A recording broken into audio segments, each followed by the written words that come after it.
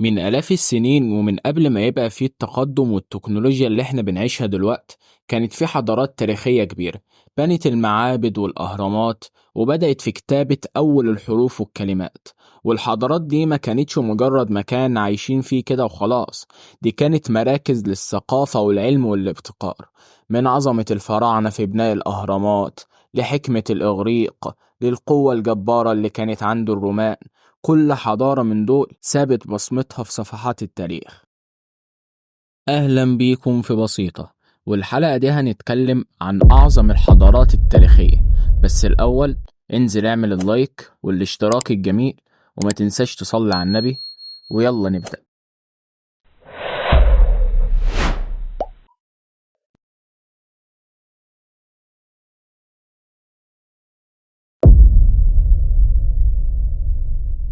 بدأت الحضارة الفرعونية بعد توحيد مصر تحت حكم الملك مينا، وده كان سنة 3100 قبل الميلاد.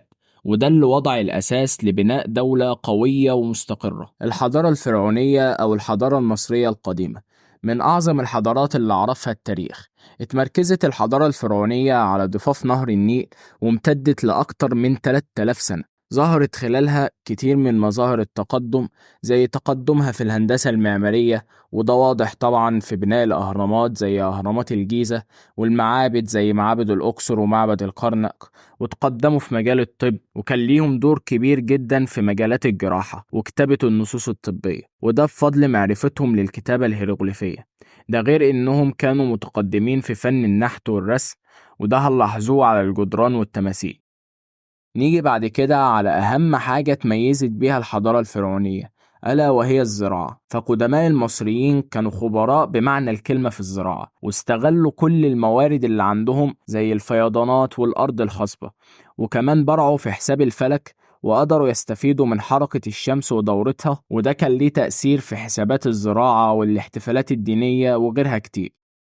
من أهم حكام الدولة الفرعونية هو الملك مينا أو الملك نارمر، ويعتبر هو أول ملوك مصر الموحدة، وهو طبعا اللي وحد مصر السفلى والعليا. ويجي بعده الملك خوفو، وده كان حاكم للأسرة الرابعة، وبنى أكبر هرم في التاريخ واللي هو هرم خوفو، واللي يعتبر من عجائب الدنيا السبعة. بعد كده يجي عندنا أحمس الأول، وده اللي بدأ عصر الدولة الحديثة وطرد الهكسوس من مصر. وكتير من الملوك زي تحتمس الثالث، واللي أسس أكبر دولة وصلت ليها الدولة الفرعونية، وإخناتون اللي اهتم بالعبادة ودخل عبادة الشمس لمصر وسماها عبادة الإله آتون، والملك توت عنخ آمون اللي بالرغم من حكمه القصير إلا إن مقبرته كانت واحدة من أهم الاكتشافات الأثرية في القرن العشرين.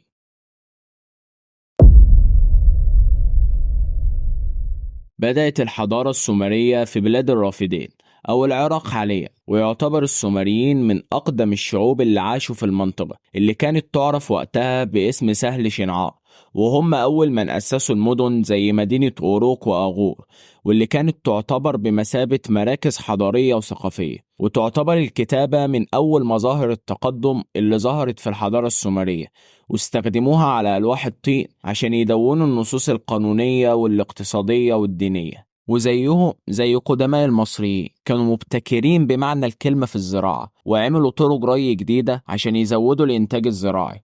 ده غير إن المدن بتاعتهم كانت على أعلى مستوى من التخطيط العمراني، وعملوا فيهم أنظمة حكم متعددة، وكان لكل مدينة حاكم خاص بيها. واشتهروا بالنحت والزخرفة، وبنوا المعابد والجسور اللي بتبين قد إيه كانوا متطورين ومتقدمين.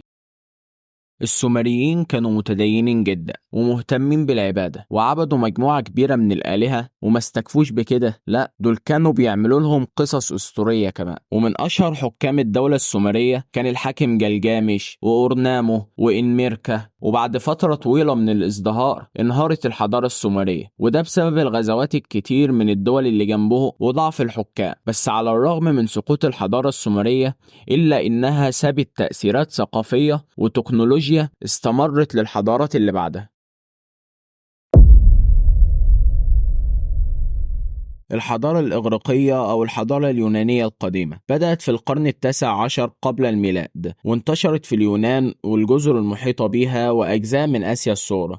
وتميزت الحضارة الإغريقية بتقدمها في الفلسفة والعلم، وظهر كمية كبيرة من العلماء في الفترة دي شبه سقراط وأفلاطون وأرسطو، ودول اللي وضعوا قضايا المعرفة والأخلاق وأسسوا علم الفلسفة الغربية، وتميزوا في مجال العلوم، وكان من أشهر علمائه العالم فيثاغورس وإقليدس. ده غير إنهم تميزوا بالديمقراطية وطوروا أنظمة الحكم وسمحوا للمواطنين المشاركة في اتخاذ القرارات السياسية، وطوروا أعمالهم الدرامية واللي أثرت بشكل كبير على الأدب الغربي. ده غير إنهم طوروا في فن النحت والعمارة، وبنوا كتير من المعاهد في مدينة أثينا واللي بتعكس التقدم الهندسي للحضارة. وتعتبر الحضارة الإغريقية من أول الحضارات اللي اهتمت بالرياضة، وأسسوا الألعاب الأولمبية في أولمبيا، وكان حدث رياضي وديني رئيسي بيتعمل كل 4 سنين واستمر لأكتر من 1000 سنة. ومن أهم وأشهر حكامها الإسكندر الأكبر، وعمل فتوحات كتير في آسيا وأفريقيا وفي كل مكان في العالم، وأسس إمبراطورية ضخمة امتدت من الهند لحد اليونان. وبعد كده يجي بيركلز، وده كان قائد أثينا في العصر الذهبي،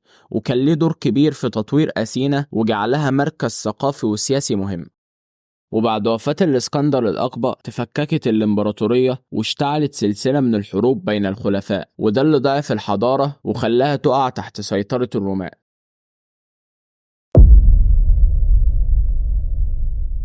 بدأت الحضارة الرومانية بتأسيس مدينة روما سنة 753 قبل الميلاد على يد رملوس أول حاكم لمدينة روما، وبدأت كمدينة صغيرة على ضفاف نهر التايبر في إيطاليا، وبعد كده أصبحت إمبراطورية كبيرة حكمت كتير من دول العالم، وتميزوا بالعمارة والهندسة وبنوا المعابد والمباني الضخمة، وهم أول ناس استخدموا الخرسانة الرومانية في البناء، وعملوا القناطر والجسور الموجودة لحد النهاردة، وأسسوا القوانين الحديثة وقانون الألواح الاثنى عشر، وكان لهم دور كبير في تطوير مفاهيم المواطنة والحقوق المدنية، واهتموا ببناء الأنفاق والقنوات المائية، وده عشان ينقلوا المية للمدن. اتميز الرومان بالجيش القوي وبالتنظيم الشديد، وطوروا أساليب الحرب والأسلحة، ومن أهم حكامها يوليوس قيصر، وتم اغتياله سنة 44 قبل الميلاد. بعد كده يجي أغسطس قيصر، ده أول إمبراطور للرومان، وهو اللي أسس نظام الحكم الإمبراطوري. بعد كده تراجان، ويعتبر من أعظم الأباطرة الرومان، ووصلت المملكة في عهده لأكبر اتساع ليها، وبعده قسطنطين الأول، وده أول إمبراطور مسيحي يمسك حكم الرومان، وأصدر مرسوم ميلانو اللي ادى الحرية للديانة المسيحية، وأسس القسطنطينية اللي هي اسطنبول دلوقتي عشان تكون عاصمة للبلاد. وزيه زي أي دولة بدأت فترة من ضعف الملوك بسبب التوترات الاقتصادية والفساد الداخلي، وتم انهيار الحضارة الرومانية بعد هزيمة آخر ملوك.